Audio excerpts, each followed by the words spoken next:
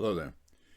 I'm going to spend a bit of time talking to you about emotions, clarity, choices, and outcomes.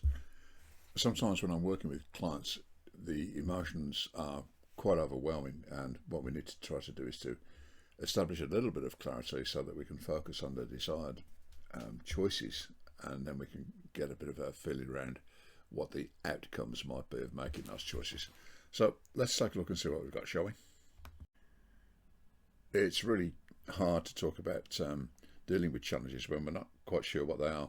So it's useful to spend a little bit of time being as clear as we can about what the it is that we're trying to address. You know, as you might expect, there are a whole range of emotions that are related to our challenges. Some of them are quite confusing because they're conflicting emotions, and it really pays us to spend a bit of time sorting out just exactly how we feel, or as close to how we think we feel as is possible.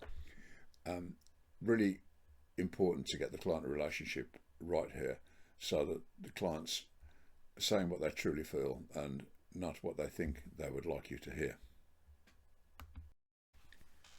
I think this is one of the more important parts of the process when we're clarifying, now that you've identified that emotion, how does it make you feel? How do you feel now that we've given it a little bit of time to it?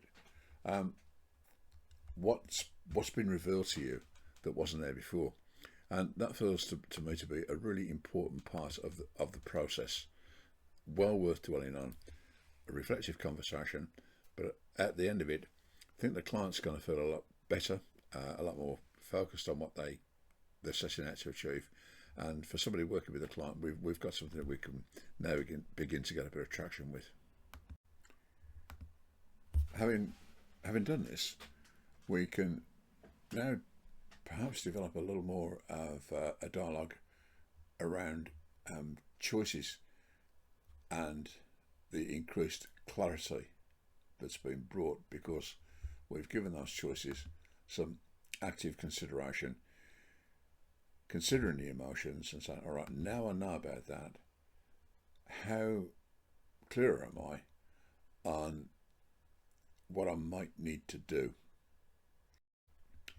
And to look at this, I'm going to use a straightforward good old traffic light system here.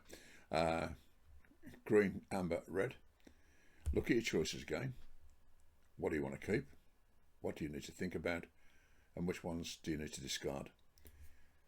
Again, I need to emphasise that this is a conversational piece, and I would expect a bit of movement as we're having that conversation. Actually, what I thought I wanted to keep on, I just now might want to think about that a bit more, or I might want to put it out completely, or we might start with something. Oh, that's in the discard box, but then when we're having a conversation and we're going a little bit deeper, we need to move that maybe from discards. Let's forget about think about. That's actually the thing I need to do.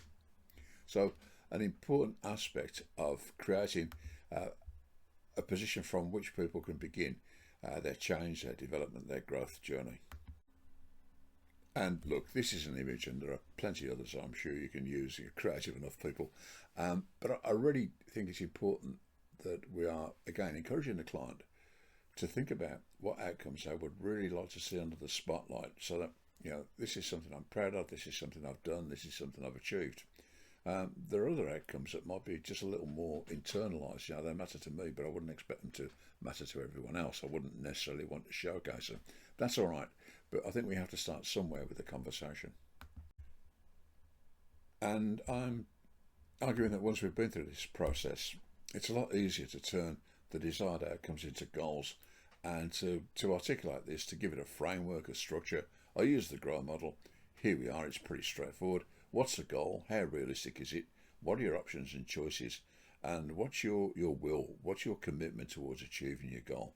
And you can also slip in there to whom are you accountable. And even if it's just accountable between the client and coach, or the client says, no, I'm going to be accountable to myself here, that's okay. But really, it's the one that I think we can sometimes just skip past. I would advise against that. For me, that's the most important one, because that's the one we can return to as things progress. And to bring this particular piece to a conclusion, I'm asking clients to think about Look, if you've done this, what are the next steps? What do you want to do? When do you want to do it? And then a little bit of future envisioning. What would have changed when you've succeeded? So here we are then, an introductory piece, maybe helping us to gain just a little bit of clarity about emotions, clarity required once we've cleaned up what they are and their impact on our decision making, what outcomes we'd like to achieve, and also the choices we have in deciding on what it is that we really, really want to do. Thanks very much indeed, and I do hope you've enjoyed this and that you find it useful. Thank you.